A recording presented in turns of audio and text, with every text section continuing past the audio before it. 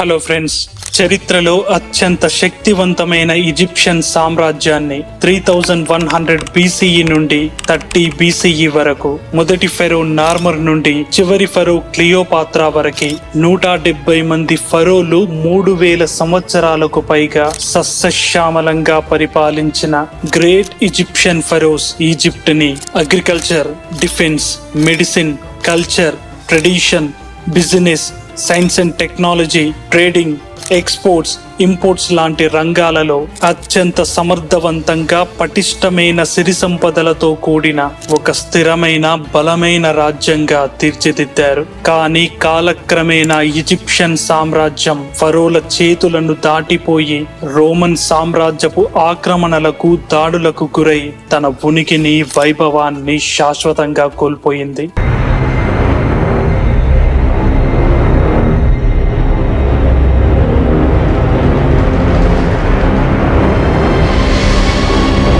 ఈ రోజు ఈ వీడియోలో ఈజిప్షియన్ సామ్రాజ్యం ఎలా కుప్పకూలిపోయింది, ఫరోలు ఎలా అంతరించిపోయారు డీటెయిల్ గా ఎక్స్ప్లెయిన్ చేస్తాను. వీడియో నచ్చితే లైక్ చేసి మీ వాల్యుబుల్ సపోర్ట్ ని అందించండి.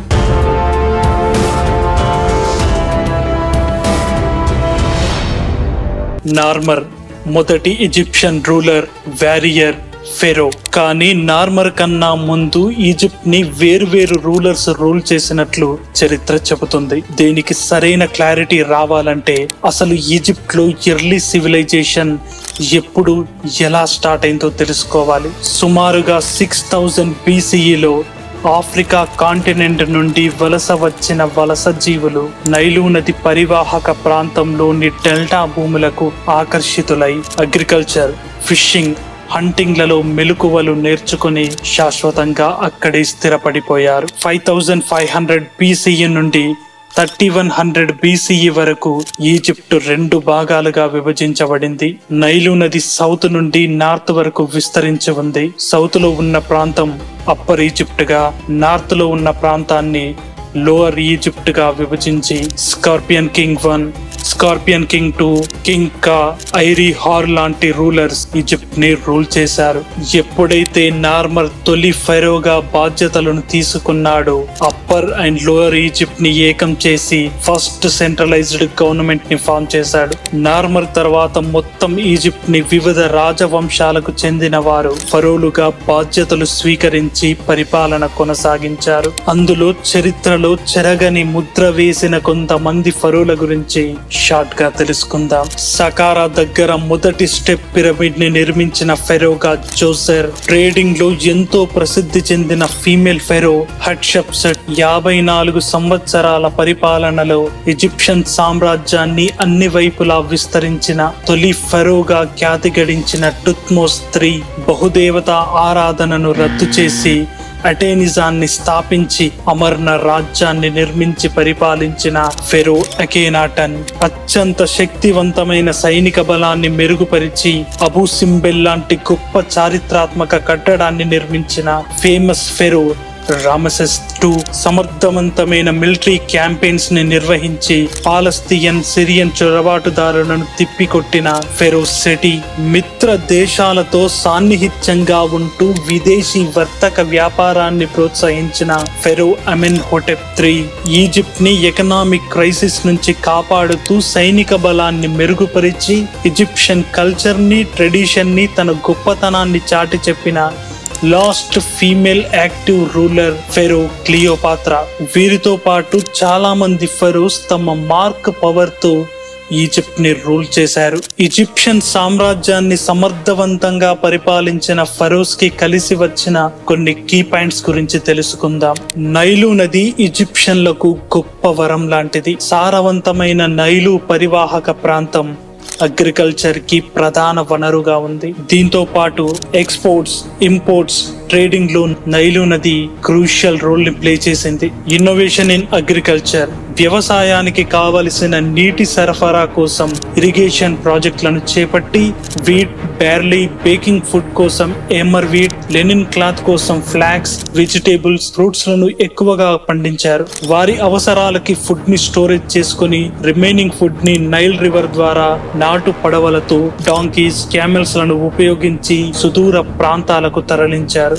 ఈజిప్షియన్ ఫెరోస్ నేచురల్ రిసోర్సెస్ ని బాగా యూటిలైజ్ చేసుకున్నారు. Minerals, lime stone, sand stone, gold, granite లాంటి రిసోర్సెస్ ని సంవత్సరాల తరబడి మైనింగ్ చేసి వాటిని ఆర్కిటెక్చర్, పిరమిడ్స్, టెంపుల్స్, జ్యువెలరీ, టాంబ్స్ లాంటి నిర్మాణ అవసరాలకు అనుగుణంగా ఉపయోగించుకున్నారు. శక్తివంతమైన సామ్రాజ్యాన్ని నిలబెట్టాలంటే సమర్థవంతమైన సైనిక బలం అవసరం.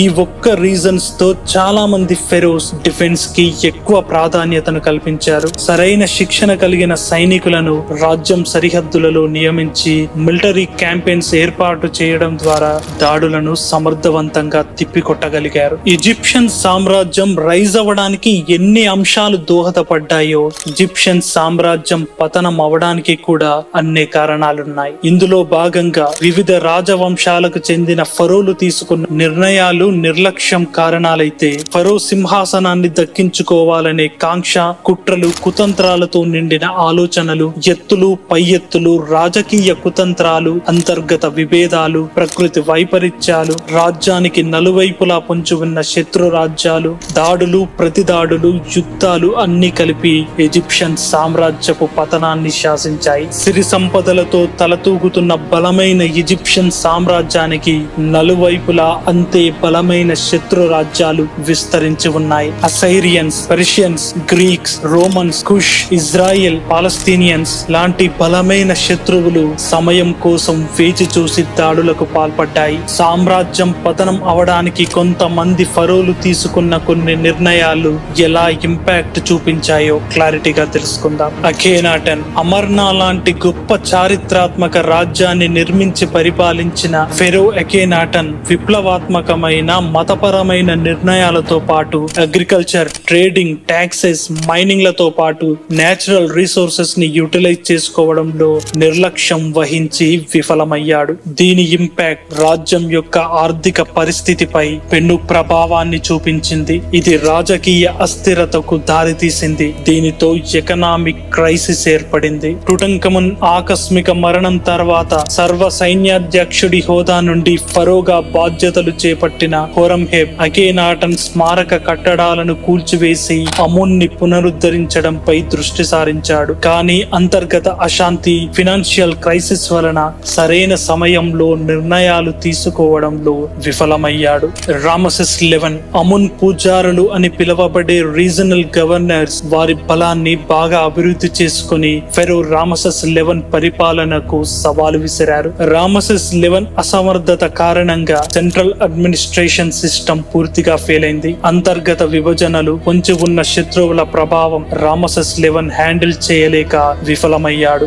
బలహీనమైన సైన్యం, పరిపాలనలో లోపాలు, విదేశీ దండయాత్రలు, ఆక్రమణల కారణాల వలన ఈజిప్షియన్ సామ్రాజ్యపు సింహాసనం మొదటిసారి కంపించింది. ఇక్కడితో ఫరోనిక్ సిస్టమ్ అంతం కావడానికి బీజం పడింది. స్పామినిటస్ III 26th డైనస్టీలోని చివరి నేటివ్ ఈజిప్షియన్ ఫెరో తాను ఫరోగా బాధ్యతలు చేపట్టిన సమయం అత్యంత క్లిష్టమైనది.